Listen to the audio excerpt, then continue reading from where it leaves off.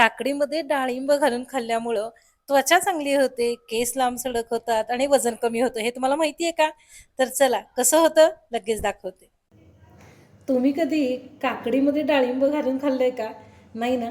चला आज मस्त डाळिंब आणि काकडीचा चटपटीत पदार्थ करूया, ज्यानं तुमच्या तोंडाला खूप छान मस्त अशी चव येईल. तर इथं मी काकडी घेतली, ही गावरान हिरव्या सालीची काकडी बघा, म्हणजे डार्क हिरव्या रंगाची.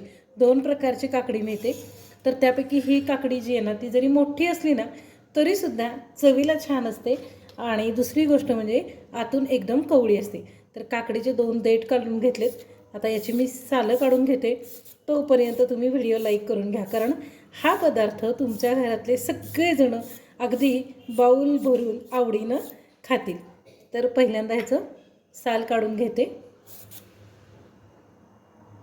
आता आपल्या काकडीची सालं काढून झाली ना की एका बाजूला तेल तापत ठेवायचं आणि त्या तेलामध्ये 1.5 चमचा सॉरी गलतीचं मिस्टेक हो गई. तर एक कढई तापत ठेवायची, त्यामध्ये तेल घालायचं, तेल चांगलं तापवून घ्यायचं आणि त्यामध्ये अगदी थोडीशी मोहरी घालायची. आता मोहरी चांगली तडतडून देऊयात, म्हणजे आपल्याला खमंग अशी फोडणी तयार करून घ्यायची. नंतर अर्धा चमचा जिरे घालून घ्यायचे. जिरेसुद्धा तडतडले की थोडासा कढीपत्ता घालायचा आणि नंतर थोडीशी कोथिंबीर. आता यामध्ये घालूया हळद आणि गॅस बारीक करायचा. फोडणी छान अशी होऊन द्यायची. आता ही फोडणी आपल्याला आधी करून घ्यायची, कारण ही फोडणी थंड होईपर्यंत आपल्याला वेळ लागेल. मग हा वेळ वाचावा म्हणून फक्त काकडीची छान अशी सालं काढून झाली की फोडणी करून घ्यायची, हलवायची आणि आता ही थंड करत ठेवली. आता एक बाऊल घेतला आहे.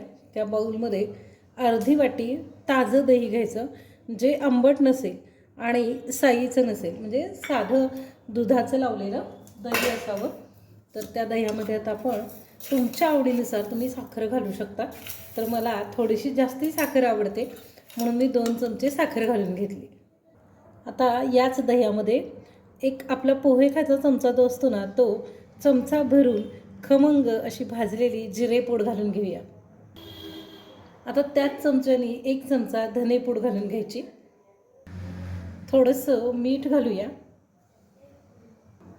आणि हे सगळं साहित्य एकत्र करून घ्यायचं. आता हे एकत्र करत असतानाच आपण याच्यामध्ये कोथिंबीर घालून घेऊया. कोथिंबीर अगदी स्वच्छ धुवून चिरून ठेवली ती.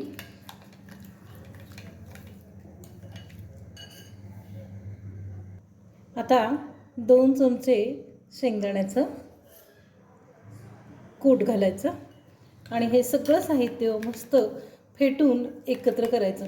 आता हे असं का केलं ना, हे व्हिडिओच्या शेवटी सांगते, म्हणजे तुम्हाला कळेल की याची खास ट्रिक काय आहे. म्हणजे हे तुम्ही कितीही वेळ आधी करून फ्रीजमध्ये ठेवू शकता. तुमच्याकडं पाहुणे येणार असतील किंवा मुलं शाळेतून येण्याच्या आधी तुम्ही करून ठेवणार असाल आणि त्यांना आयत्यावेळी खायला देणार असाल तर हे खूप उपयोगी येतं. आता हे जे आहे ना, ते मिश्रण बाजूला ठेवून देऊयात एक 5 मिनटासाठी, म्हणजे त्यातले मसाले जे आहेत ते छान असे मुरतील. तोपर्यंत ही जी काकडी आहे ना, ती काकडी तुम्हाला जर का कोचायची असेल ना तर तुम्ही कोचून घेऊ शकता, चिरायची असेल तर चिरून घ्या. मला तर असं वाटतं की कोचण्यापेक्षा चिरण्याचं काम अगदी पटकन होतं, म्हणून मग हव्या त्या आकारामध्ये ही काकडी आपण चिरून घेऊया.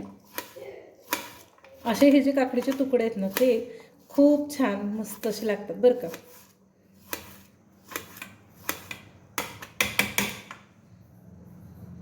तर आता बघा, काकडी हवी त्या आकारात चिरून झाली. आता हे मिश्रण पण आपलं तयार आहे. तर सगळ्यात पहिल्यांदा एकदा थोडंसं हलवून घेऊया आणि नंतर हे जे डाळिंब आहे ना, ते डाळिंब आपण चिरून ठेवलं होतं. तुम्हाला जेवढं हवं तेवढं डाळिंब तुम्ही वापरू शकता. तर तुमच्याकडून पण असं होतं का की असं काहीतरी एकात एक ठेवतो आणि ते निघत नाही, मग त्याच्यासाठी असं काहीतरी डोकं चालवावं लागतं. तर आता बघा, हे असं अडकून बसलं. कधी कधी एखादं गरम भांडंसुद्धा एकमेकामध्ये अडकून बसतं. तर बघा आता हे निघालेलं आहे. तर डाळिंब आता याच्यामध्ये घालून घेऊया. आता डाळिंब घातल्यानंतर छान असं एकत्र हलवून घ्यायचं आणि नंतर आपण ही जी फोडणी तयार करून घेतली होती ना, ती फोडणी आपल्याला घालायची. थोडीशी कोमट आहे, पूर्ण गार केली तर हा पदार्थ मस्त असा टिकून राहतो. बघा आता सगळं झालं की याच्यामध्ये ही चिरलेली काकडी जी आहे ती घालून घ्यायची. आता एक बाउल भरून जर खाल्लं ना तर मस्त असं पोट भरतं. आणि ज्यांना फास्ट वजन कमी करायचं ना त्यांच्यासाठी हा एक बाउल पुरेसा आहे. तर हे मस्त चटपटीत असं सॅलड काकडी आणि डाळिंबाचं दोन्हीही पाणीदार आहे. फक्त काकडी आपण शेवटी घातली कारण काय होतं, काकडी लवकर घातली तर या सगळ्या साहित्याला पाणी सुटतं आणि मग ते आपल्याला खाता येत नाही. म्हणून काकडी अगदी आयत्या वेळेला, ज्या वेळेला तुम्हाला अगदी खायलाच घ्यायचं आहे त्याच वेळेला काकडी घालायची.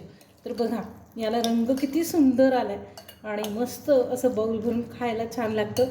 जेवताना केलं तर जेवणाची चव वाढते. तर एकदा नक्की करून बघा हे काकडी आणि डाळिंबाचं चटपटीत रसरशीत असं सॅलड. आवडलं तर व्हिडिओ लाईक करायला, चॅनल सबस्क्राईब करायला आणि व्हिडिओ शेअर करायला विसरू नका. आता हे बघितल्यानंतर सगळ्यात महत्त्वाचा प्रश्न म्हणजे हे टिकतं किती वेळ.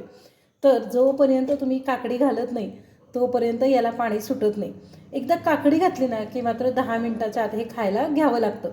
तोपर्यंत तर तुम्ही काकडी वेगळी चिरून हे सगळं साहित्य एकत्र करून आयत्या वेळेला खायला घेऊ शकता. फ्रीजमध्ये असाच बाउल 2 दिवस छान असा राहतो. फक्त सांगितलेल्या टिप्स फॉलो करा.